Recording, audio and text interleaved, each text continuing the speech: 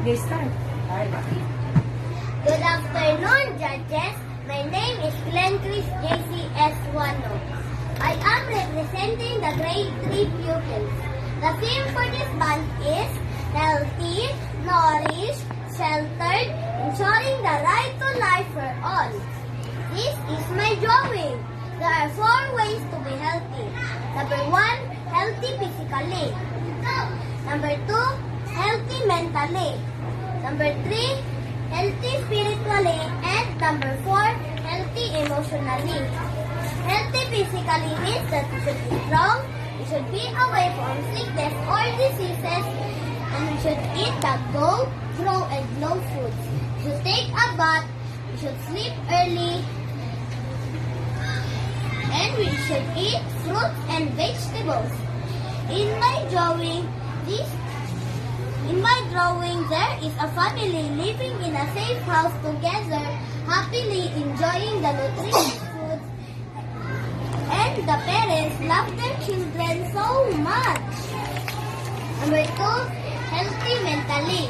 Healthy mentally means that we should go to school every day and learn something new from our teacher, and study our homework and listen to our teacher, and we should think positive or we can think a positive mindset.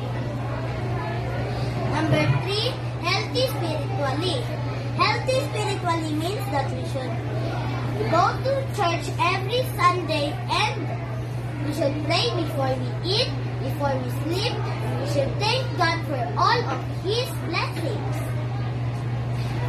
The family who prays together is happy forever.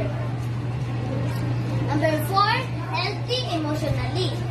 Healthy emotionally means that the